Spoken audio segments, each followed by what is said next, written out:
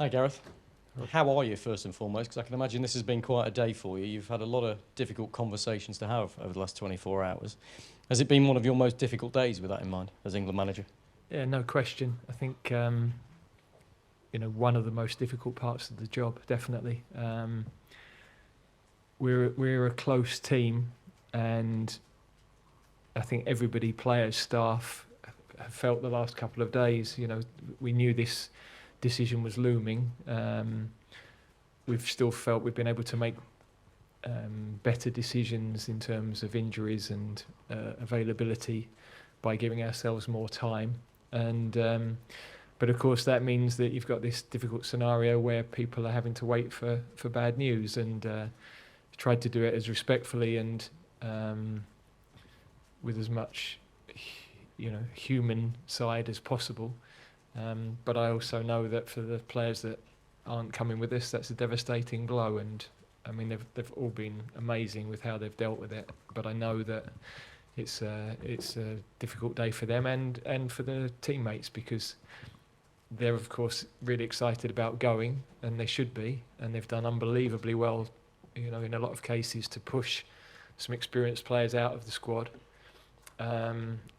But we've got that balance of excitement and a bit of remorse for a difficult day. Probably you'll have known that the headlines were going to be made by the absences of Jack Grealish and James Maddison, two players who've done a lot for you, been very experienced and have been a big part of the squad in recent tournaments. Why are they not here, and how did they take the news when you told them? Well, as I said, all of the players took the news really respectfully. Of course, all players are going to believe they should be in, and that's why they're top players, because they have that self-belief and they have that mindset as well. But the fact is, we've got some players who have been playing extremely well all season in the league, and we just feel other players have had stronger seasons, and particularly in the last 6 months or so. I think we saw some fantastic performances the other night that underlined some of that, and the attacking areas of the pitch in particular, we're blessed with a lot of options, all slightly different. Of course, Madders and Jack both give us something different as well.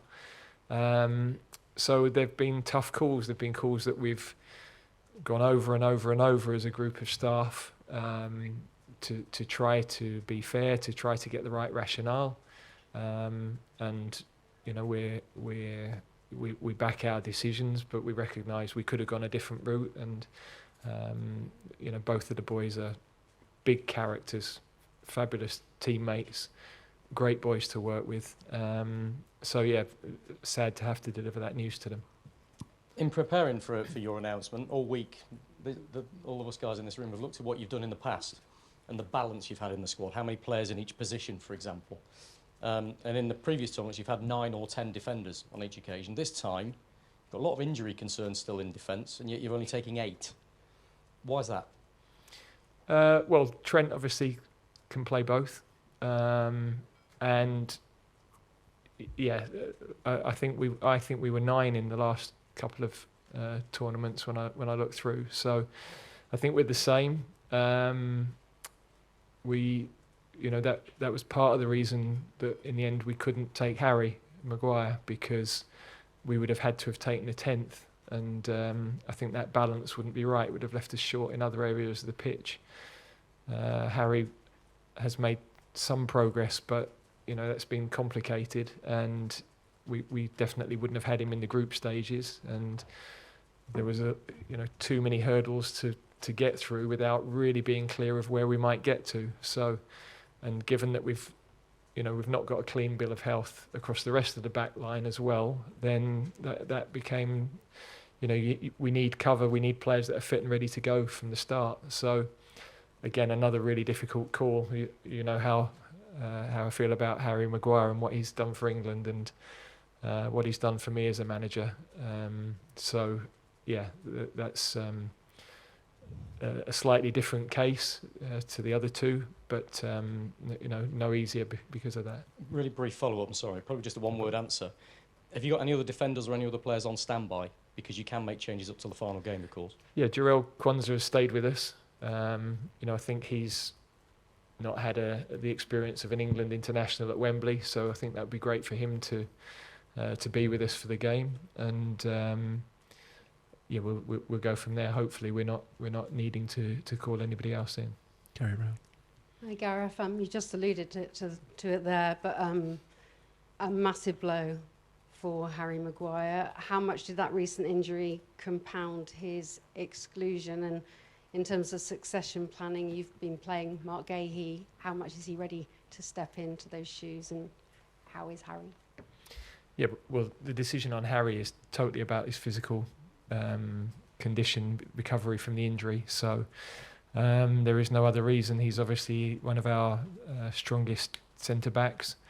In terms of those that can come in, clearly, Lewis and Mark played the other night, but Esri Konsa's had an excellent season at Aston Villa. We've been using him as a fullback in some of the recent games, but he also played at centre half for us in March and was outstanding. And that's probably, it is his strongest position. So there are various options there, as well as the fact that Joe Gomez can play in a number of different positions.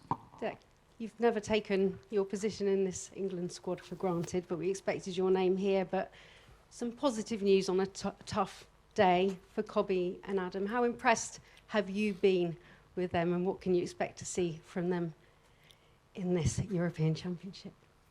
Yeah, I think we see in the last camp against Belgium and Brazil what Cobby could do, and obviously the last 6 months, all season really, what he's done at Man United, fully deserves his place in the squad. And obviously Adam played his first half of the season in the Championship, come from Crystal Palace now, it's been outstanding, and I think in training he's impressed a lot of the players. So composed and calm on the ball. He's got a beautiful left foot, really crisp passing, and all round just a really down-to-earth boy who wants to learn. He's still obviously only 20 years old, but to be on the plane to go to his first European Championships, what a moment for him and his family. And I know he's one who won't take it for granted. He'll be ready when called upon. I think you see the other night how composed he is, and he's ready for the big stage. I think he's one of them that doesn't get fazed by big things. So yeah, 2 great additions, and see the future's looking bright for England in midfield. Gareth, some are saying this is the best ever England squad that's been selected. You've got 10 forwards. You've named 3 strikers. Is that because we're going to see a more forward attacking England, or is that a bit of a realisation when you saw Kane's back injury and wanting to account for that? Well, in terms of a more attacking, I'm repeating myself from the other day, but we've scored more goals than any other generation other than Walter Winterbottoms. So I think we have been attacking. The different profile of strikers is the reason for 3. They all offer something different.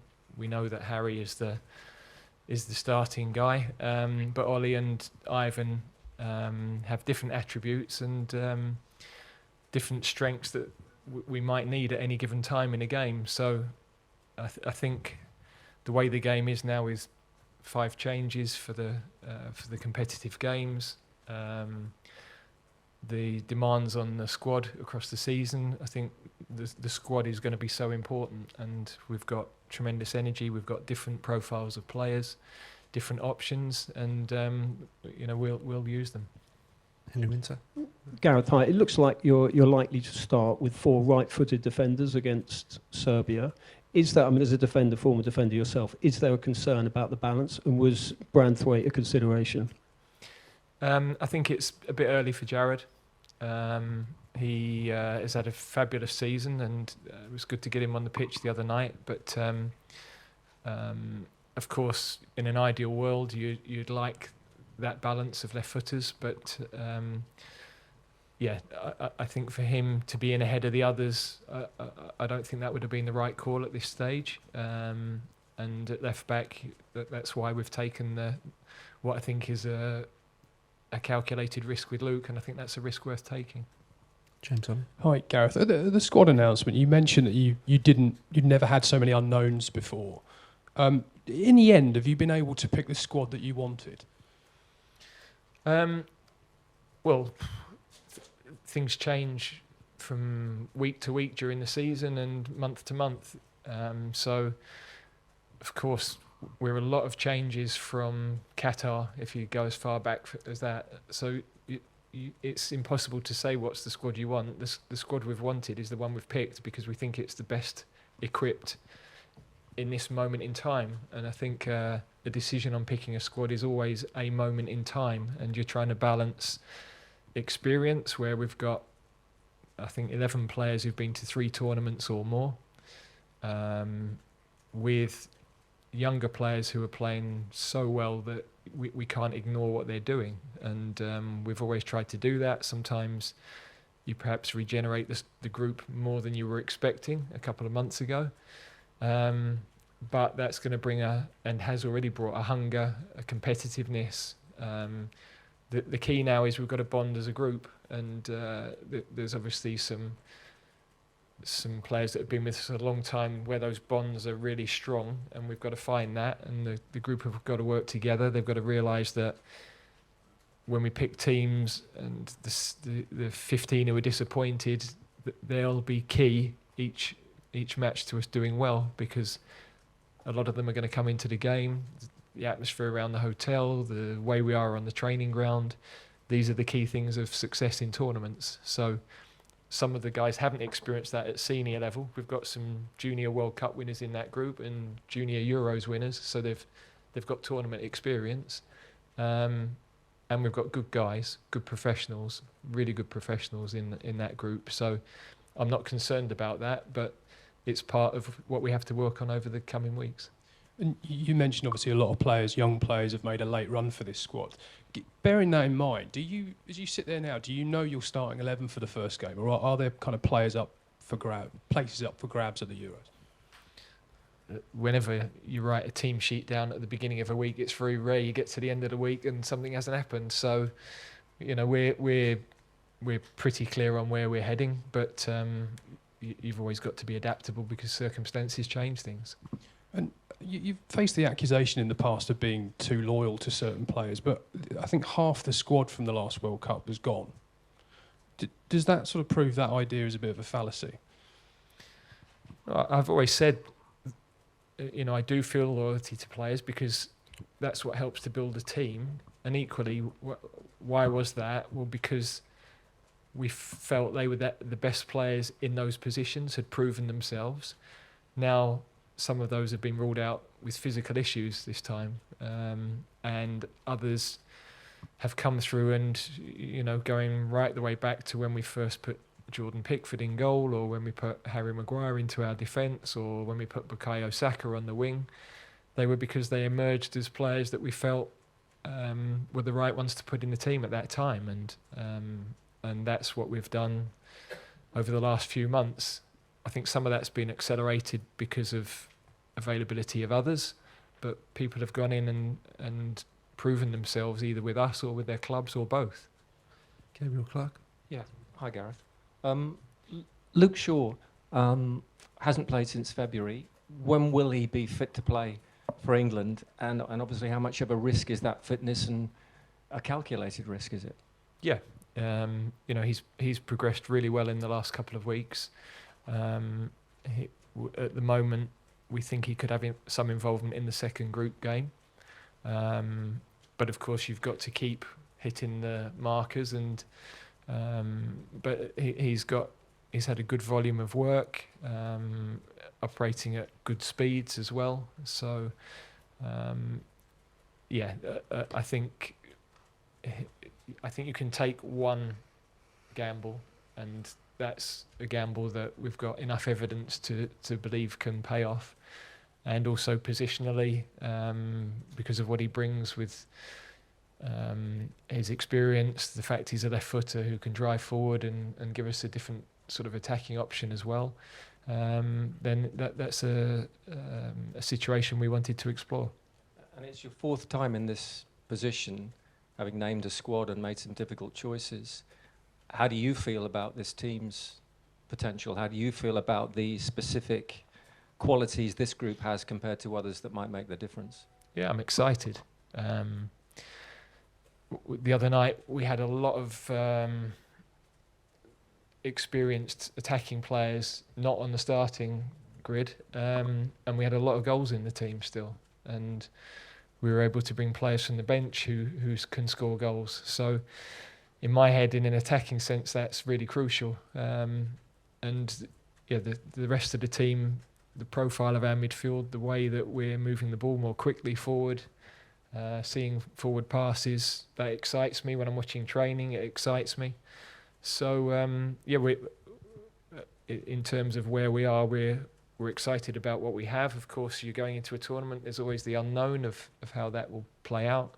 But there's also a lot of experience of tournaments in the group and a lot of experience of big matches with their clubs as well. And all of that adds in the mix for us being a good team. Can you go if you can pass the microphone now? Thank you.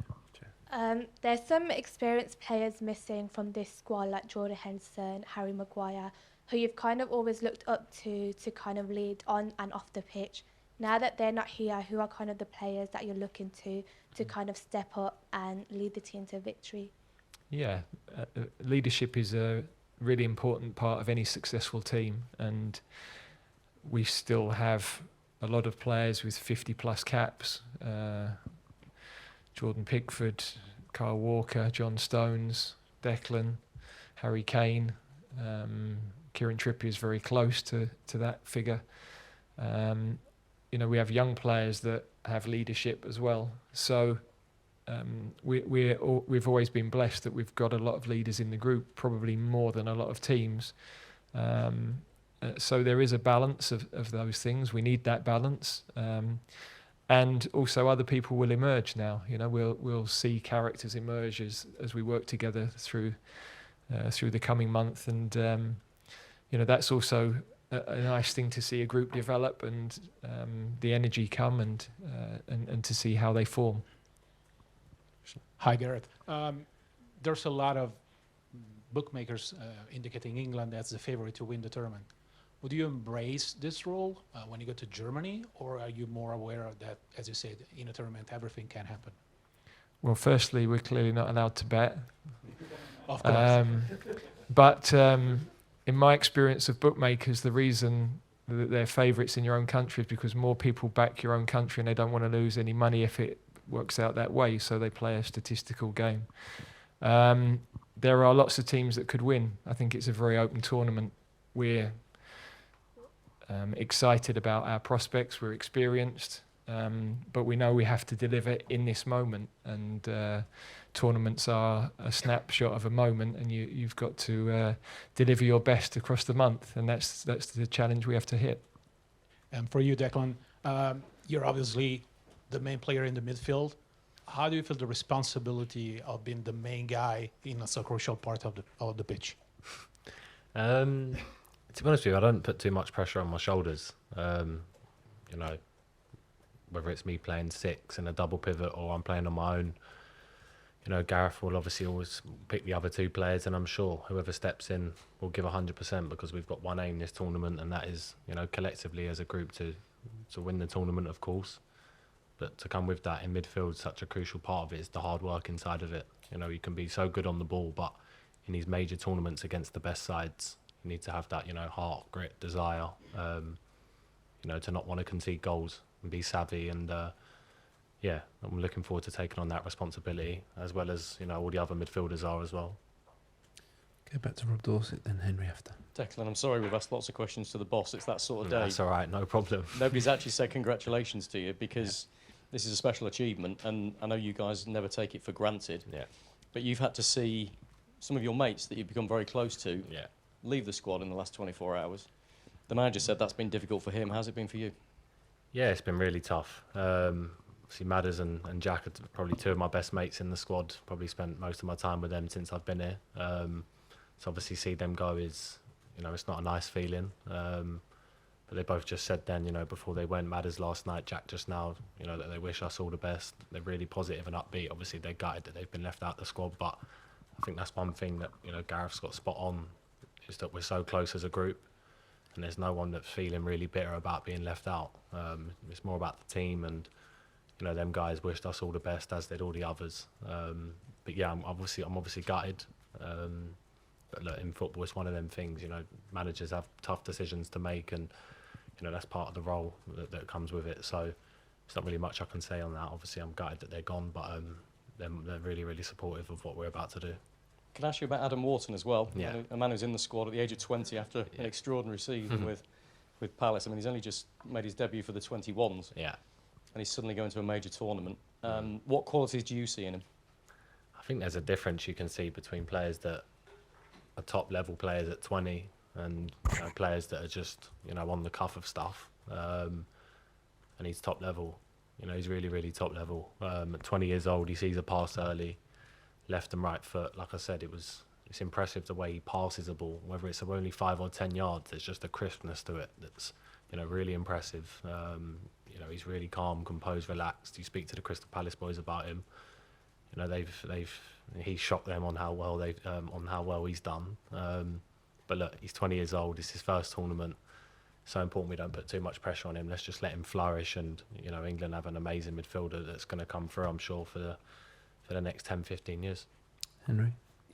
Gareth, just back on the strikers, because Harry Kane is likely to start every game, do you have to spend a little bit longer on the number two and number three, Watkins, Tony, whichever order, because they're quite singular creatures, strikers? Do they need a little bit of extra love? I think all forward players do, strikers, wingers. I think they recognise, they recognise the calibre of the man ahead of them. But it is a different dynamic for them. At their clubs, they are the men that everybody looks to, and so that you feel differently. But they're both very, very good players, and they're here because we believe in them. And at the moments that they're needed, that they'll deliver. And but yeah, absolutely, I think they give time to all of the players. So, but I do recognise that dynamic on attacking players. They need to feel confident and they need to feel there's belief in them. Okay, we'll finish with one or two from Kerry. And looking ahead to the game this weekend, vital preparation. Is Harry Kane ready to play a full 90 for you tomorrow? What's the full update on the squad and who will be available? Yeah, good question. So Luke's still in rehab. Lewis Dunk won't be available for tomorrow, but we'll be able to train from beginning of next week. I think everybody else is available for tomorrow. Harry, yes, could play 90. Not sure he will. No other concerns at the moment. And for those players that haven't made selection now, is the door closed or is it fully open for them to get back into the squads? We've seen their statement, as Dec has said, they're all fully behind this England side. No, look, as I said, they've been incredibly professional. We completely understand their disappointment, and they'll always be there for the team. We're obviously hoping that eventuality doesn't happen, because it means somebody else would miss out on something through injury. So let's hope we can get through tomorrow okay. Okay, thank you very much. Thank you.